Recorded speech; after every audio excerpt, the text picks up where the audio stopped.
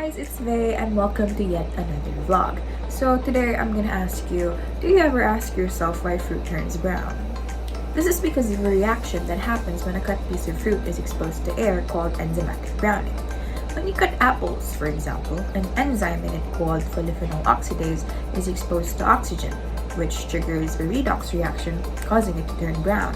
But first, let's define two main terms that we will be encountering today, enzyme and redox reaction. So what is an enzyme? So an enzyme is a substance that is almost always a protein that acts as a catalyst for living organisms. It can speed up a chemical reaction such as the browning of a fruit. While redox reaction or reduction oxidation reaction is a chemical reaction that involves the transfer of electrons.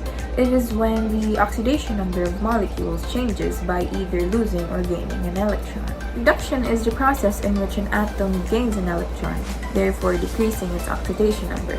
Basically, the positive character of the species is reduced. While oxidation is when an atom loses an electron, therefore increases its oxidation number. In other words, it is when the positive character of the species is increased. So what should happen when an apple is dipped in substances that prevent the enzymes in it from coming in contact with oxygen? My hypothesis is that these substances will prevent the apple from turning brown.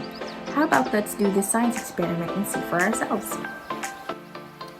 All we need are fresh apple slices, lemon juice, water, vinegar, bowls, and a phone. First, we dip 2 apple slices in lemon juice.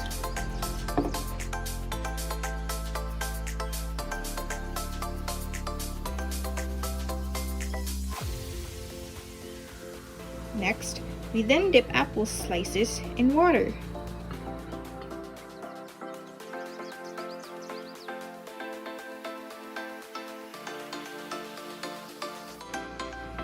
And then, we dip them in vinegar.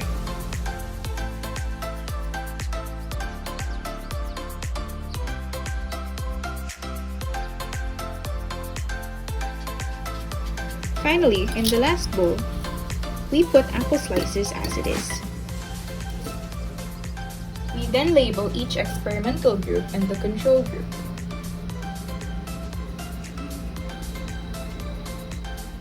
After that, we record observations every 5 minutes in 3 intervals.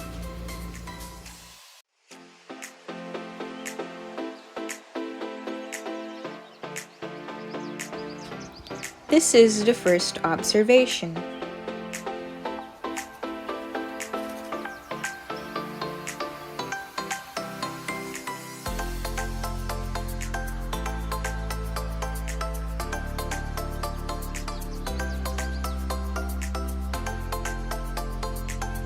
This is the second observation.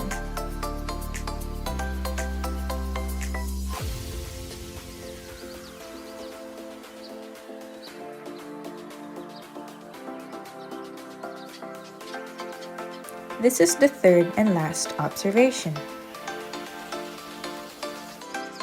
The control group was not treated with any solution, and therefore the reaction was able to proceed and the fruit turned brown.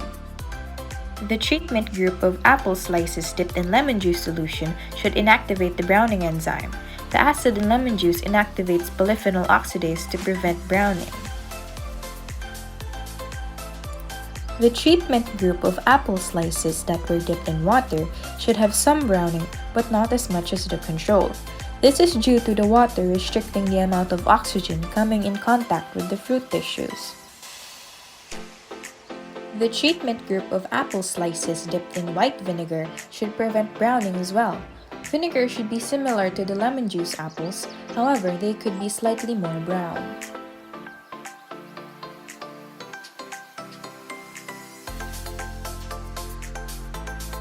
Well, I guess my hypothesis was right. From this experiment, it is evident that water, vinegar, and lemon juice all can prevent apples from turning brown. We can then conclude that there are different factors that affect enzymatic browning. Now let's discuss the factors that affect enzymes. Good day everyone, this is Shaira and let's continue with the vlog. Most enzymes are proteins. Their activity is affected by factors that disrupt protein structure as well as by factors that affect catalysts in general. factors that disrupt protein structure include temperature and pH, while factors that affect catalysts include substrate concentration and enzyme concentration. We'll discuss first the factors that disrupt protein structure. Number 1. Temperature. Raising temperature generally speeds up a reaction, while lowering temperature slows down a reaction. However, extremely high temperature can cause an enzyme to lose its shape. This change in shape means that the active site is less complementary to the shape of the substrate, so it is less likely to catalyze the reaction. Eventually, the enzyme will become denatured and no longer function. Number 2. pH. pH measures the acidity and basicity of a solution. It is the measure of the hydrogen ion concentration, so therefore a good indicator of the hydroxide ion concentration. It ranges from pH 1 to pH 14. Lower pH values mean higher hydrogen ion concentrations and lower hydroxide ion concentrations. Each enzyme has an optimum pH range. Changing of pH outside of this range will lower enzyme activity. Small changes in pH above or below this optimum do not cause a permanent change to the enzyme since bonds can be reformed. However, high pH level can cause enzymes to denature. Oh, looks like it's time now. Let's let Christine continue. Thanks, Shai. Now to continue, let us discuss the other factors that affect enzyme activity, which are enzyme and substrate concentration. So what you have to take note of is that in the presence of a given amount of enzyme, the rate of an enzymatic reaction increases as the substrate increases. That is, until a limiting rate is reached. That will be shown in the graph over here. After which, an increase in the substrate concentration produces no significant amount of change in the reaction rate. Lastly, let's learn about enzyme concentration. Increasing enzyme concentration will increase the rate of reaction. That's because more enzymes will be colliding with more substrate molecules. That can be shown in this graph. So when the concentration of an enzyme is significantly lower than the concentration of a substrate, the rate of the enzyme catalyzed reaction will be directly dependent on the enzyme concentration. In summary, this is true for any catalyst. The rate of reaction increases as the concentration of the catalyst is increased. Now I guess that's it for today's vlog. Oh wait, I hope you learned something from this vlog. And if you did, then please don't forget to like and subscribe and tune in to more of our videos. Bye bye!